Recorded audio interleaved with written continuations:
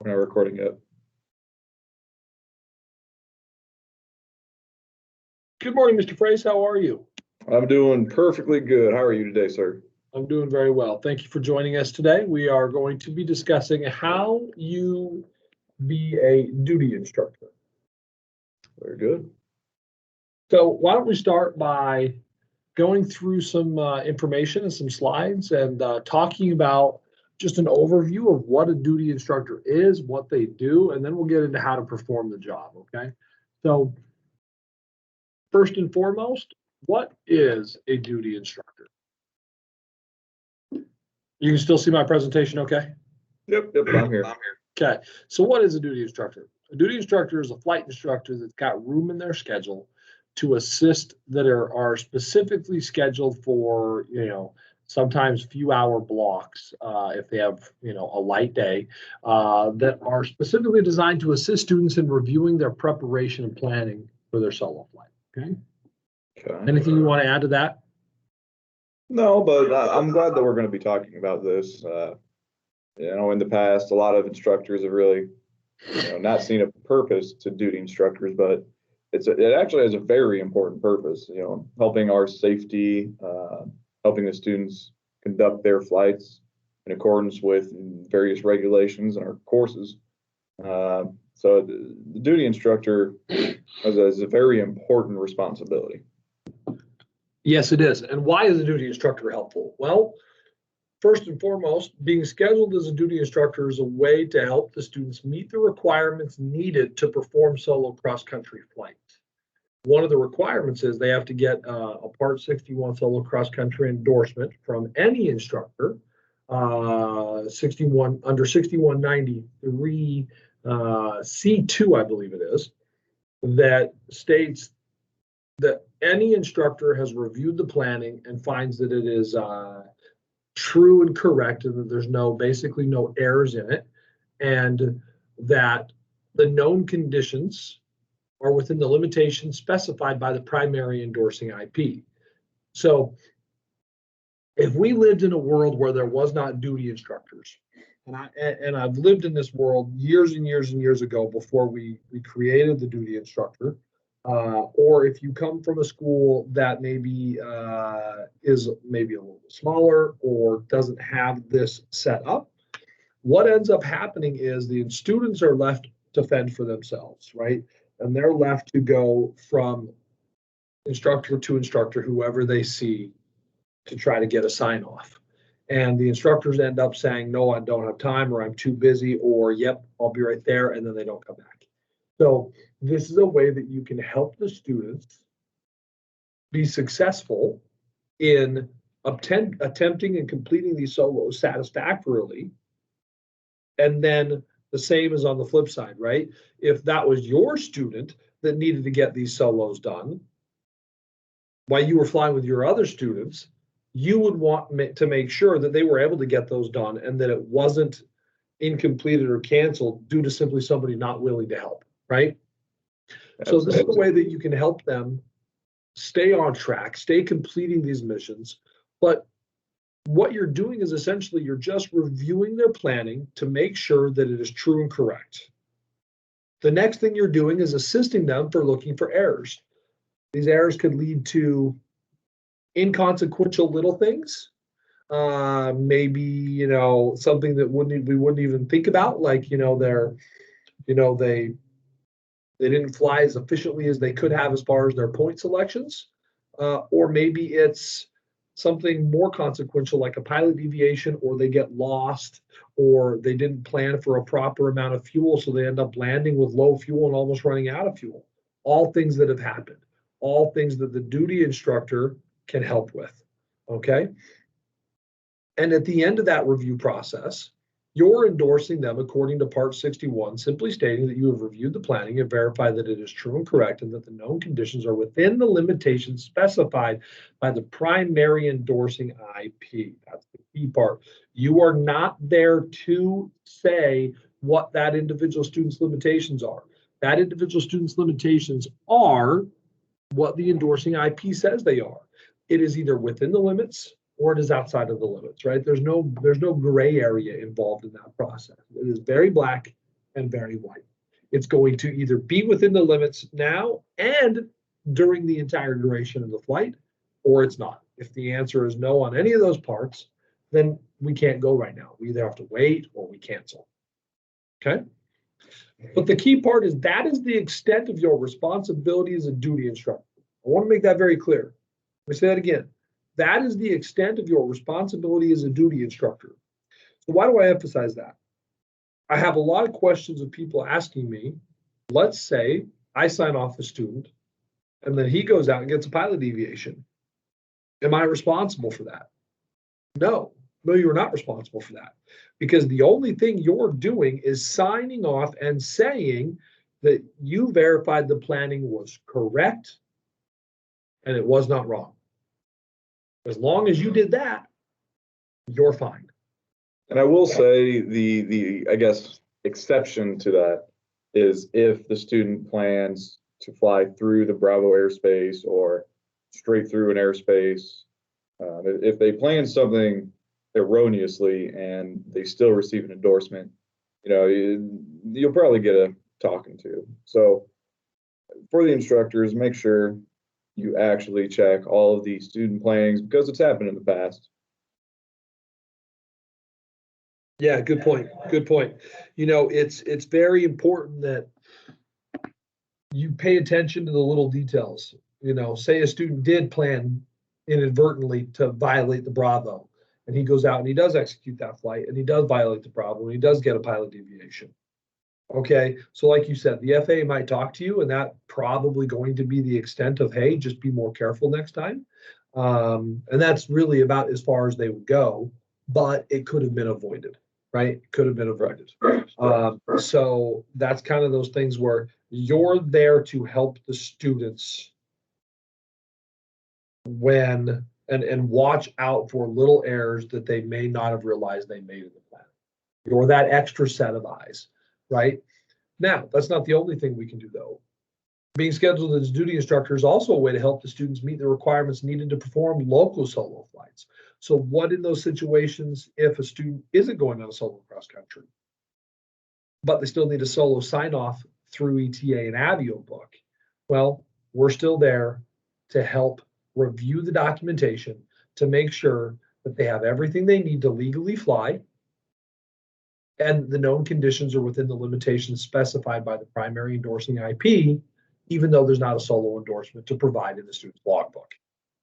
Okay, so the same scenario goes there. Whereas if we didn't have the structure in place and the student had a local solo to the state, say it was in the practice area or at the airport, right?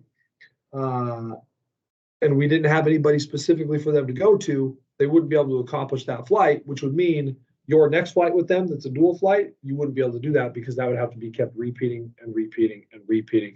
And you wouldn't be able to progress the students through the syllabus. Okay, so that's the most important thing there, that you're there to make sure conditions are good, they're within the limitations that were set, and the documents are there. Okay, questions on this stuff so far? Oh, well, all seems straightforward. Good explanation. Okay, so once you go through the flight plan and you look through all the documentation and you look through the nav log and you look through all of that, which, by the way, before we move into the Avio book section of this, what if you get a student coming to you that has an issue with their flight planning? What do we do about that? Okay, well, it's actually pretty simple. Send them away. Send them away to fix the problem. Okay, don't sign them off. Make them go fix the issue and then come back to you.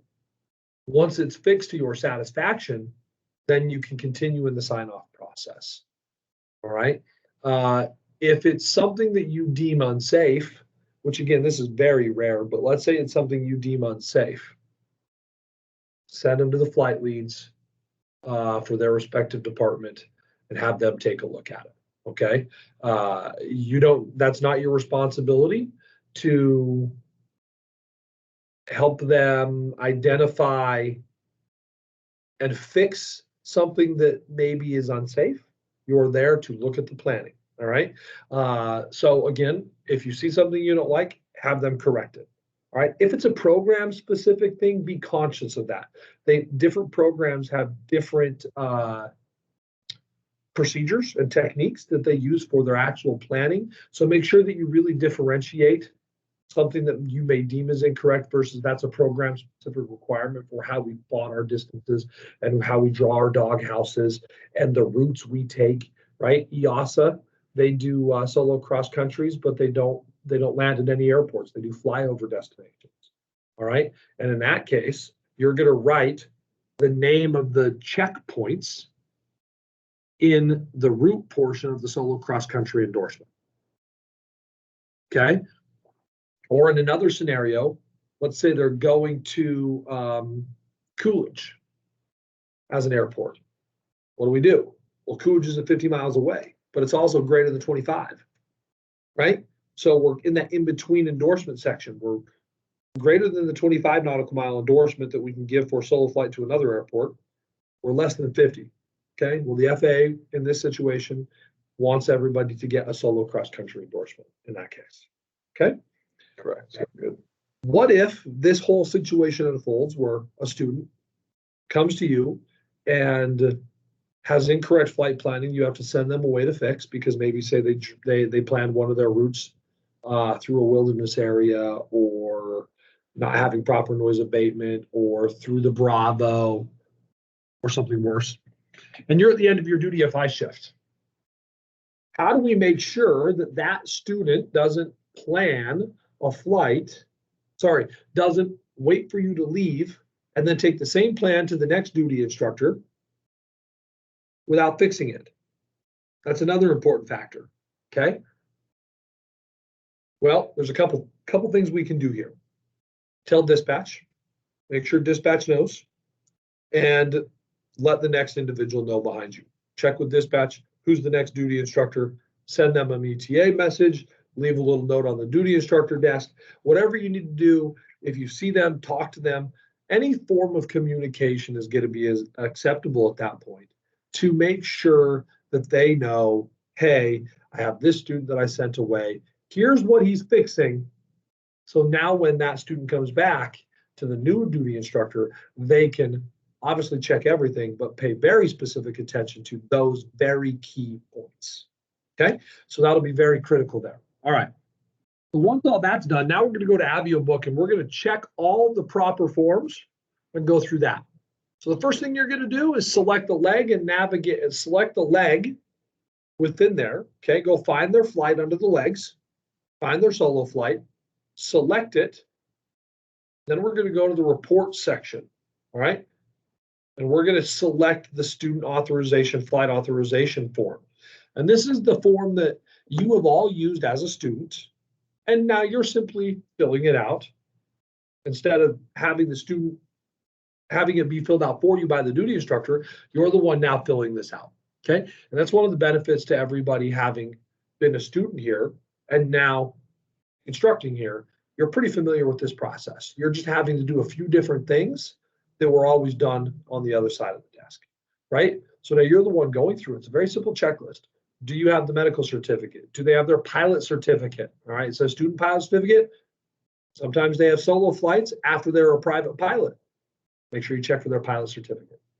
What's their government issued identification? All right, we're going to stop right there for a second. Make them show you all these things, okay? Don't just let them say you have it.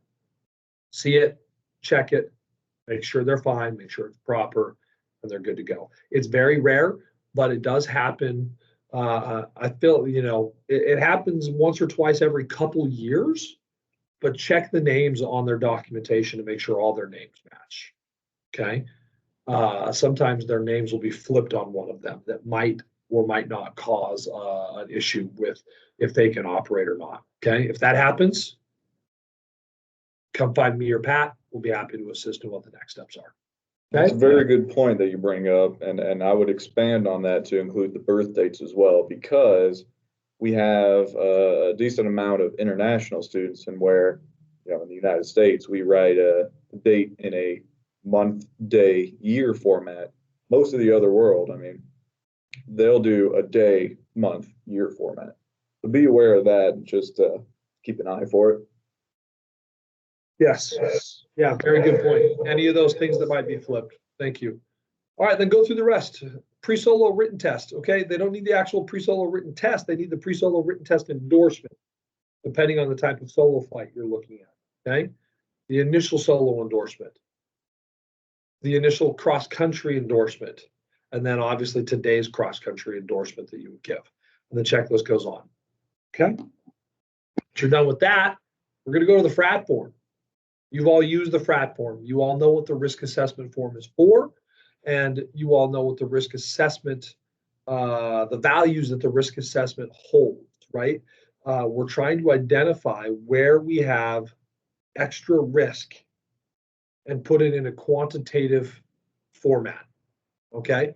So I have a little example here of, let's say you go through, and based off of today's solo mission cross-country criteria, you end up, the student has a total score of 21. What do you do? Well, students going to have their iPad where they've totaled this up for, right? They've given it to you. Check it to make sure there's nothing they missed. Yep, it is indeed 21. All right. Well, we're in that range between 18 to 23. If it's 17 or less, good to go. No added comments are necessary. Submit it. You're done. If it's between 18 to 23, like it is here, we have to mitigate. It's very important to understand, now that you're the instructor and you're on the endorsing side of the desk, you have to mitigate everything. Not just one thing to get it to where, oh, yep, I've mitigated that item, and because that value has a 5, that brings it to an acceptable range, or whatever the situation may be. You have to go through and mitigate them all. Okay, everything that is mitigatable. That's the key. Everything that is mitigatable. All right. Now, what do we do when we mitigate? We have a conversation. We talk about the risk. We talk about how you're going to handle certain key situations, such as an unfamiliar airport that you haven't been to before. Where are the noise abatement areas in there? Are there local noise abatement procedures? What's the direction of the traffic pattern? How are you going to enter the traffic pattern if this is the runway in use? What about if the other runway is in use? What if there's multiple runways? What are you going to do? What are you going to do if you get there and people are using the opposite direction? What's our operations manual limitation for tailwind landings? If that was the case, based off of the current wind, would you be able to land, or would you have to come back? If you had to do that, would you have enough fuel to make it all the way back? It just rolls into one question after another, and at the end of it, you've talked about everything you need to talk about. Okay? Then you're going to type up the comments of what you discussed in the mitigation box. Okay? Now, what happens if our score is over 24? They can't go. They have to eliminate something or multiple things to get the score to a mitigatable range. And then you can start that mitigation process. Easiest way is, there's the easiest one, depending on what their score is eat some food if they've scored they haven't eaten in a long time. That's the easiest thing. Then the second easiest one is have them plan to a different destination that's probably over the range because of a number of factors. Maybe the wind is, within the designated range of the solo wind limitations, and it's an unfamiliar airport they haven't been to before, and it's a non-towered airport. Those things all just tack onto each other and really build the score up pretty high. And by changing the destination, sometimes we can drastically reduce that risk. So we just talked about these things. But remember to make sure, eliminate and mitigate. If your score is 24 or higher, you have to eliminate first. Then you can go mitigate. If it's mitigate, then you can mitigate, but mitigate everything and talk about the risk involved in the flight. Now, once you're done with all of that, and you've attached the pictures of the student nav log, you've attached the pictures that you have necessarily needed to, and you've submitted all the documents in Avio book, now you're going to go to ETA and you're going to authorize the activity. Now, this isn't an ETA page that you have been to before, so I want to make sure we talk about this. When you log in, on the left-hand side of the home screen, you're going to see a button that says Operations. You're going to click that, and it's going to take you to the image in the top right corner where it has a list. That's a screenshot, but it's got a list of all the flights that day. Okay. Go find the student by simply, you can do it a couple ways. The easiest way is Control F, type in the code, and it'll take you to a solo flight. Now, I just selected a random solo flight that was happening today and found the student. Then you're going to click the little yellow AA option. Once that comes, whoops, sorry, user error. Our president, there we go. We're back. Okay, you're going to come up with the activity authorization page where you have to enter your username and your ETA PIN, and then after that, you're going to click save. Once that's done, you're good to go. And you have successfully gone through all of the options of what you need to go through. So the next question is, before we get into questions and kind of go through some more scenarios, is what do we do if we have no solos? We've signed a handful of people off and there's no more solos for the rest of our time on the desk, whether it's a few minutes or 30, 45 minutes, whatever that case may be. Follow up with the people you signed off. Call flight service station. Make sure they opened their flight plans. Go through the students. Make sure they've done that. We have lots of things we can do other than just sit on the desk and watch Hulu or watch Netflix or whatever it happens to be. That's not what we're there to do. We're there to provide a service to our customers, right? And that service is, half of the service has already been completed by reviewing and helping them get prepared and making sure everything is safe for their flight. Now we have another portion of it, which is making sure they open their flight plans, checking with dispatch, okay, making, hey, maybe there's a solo guy that a student is coming up. He's going to be ready for a solo flight right after my shift ends. But I can see that by the operations page. Maybe he's ready early. If he's ready early, can we sign him off early? Let's try to help him be efficient and help everybody fly and fly successfully. Pat. Yes, sir. Yes, sir. Anything you want to add? I guess the one thing on this slide I would want to add is that in the EOSA course, they do something that's just a little bit different than the MPL and FAA courses. So they'll have, essentially, for one of their activities, they'll have 3 separate flights scheduled all on the same day. So they need to do a very long cross country. They call it the qualifier, where in ETA, it'll show as one of the activities is a back-to-back, but there's going to be a separate one. So they typically go to Ryan, Goodyear, and somewhere else. So if you come up against one of those, just make sure that you endorse them for each of those legs, and in ETA, all of them are authorized. Yeah, good point. Good point. On the route, make sure it's Falcon to Falcon, right? Yes. Make sure it's Falcon to Falcon and then the different landings in there. That's going to be the key. Otherwise, they haven't been endorsed to fly back. So that's where the problems come in. Yep, exactly. Very good point. Very good point. Okay, any other examples we can think of and scenarios we can think of that might come up, or questions that might come up on the duty desk? Here's one that happens. Okay. Now that you're in the middle of your onboarding training, the next steps are you'll finish out the onboarding, and then you'll go to TED. All right. Once you're done with TED and you're ready to start instructing, that is when you can normally expect to see your first duty instructor shift.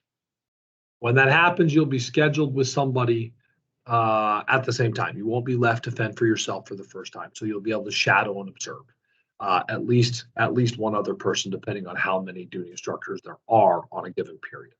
Okay, so you'll be able to get some experience there to watch and learn the ropes a little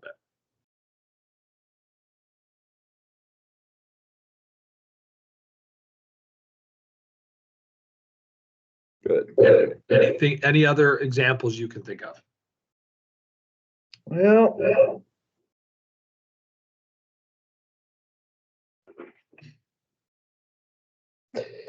On occasion, not necessarily an example, but one of the things that we try to provide to our students as a service, on occasion, a student may come up and ask for help with whatever, the inspections on an aircraft, trying to do check ride prep, asking different questions. And since you were hired here, I think I'm being redundant in saying this, but don't send the student away if they're asking for help. Find the best way to help these students, even if it's guiding them to someone that they have more time. Just don't tell them I'm busy and go away. That's the last thing we want to do. We are here to provide highest quality training possible to these students. So help them in any way you can. So if you're on the duty desk and there's not a whole lot to do, you've called flight service, you've checked flight radar 24, the student comes up and asks, I have my check ride tomorrow. What would you suggest for my route on here? Help them. Don't give them the answer in this case, but make them start thinking. Try to get that correlation.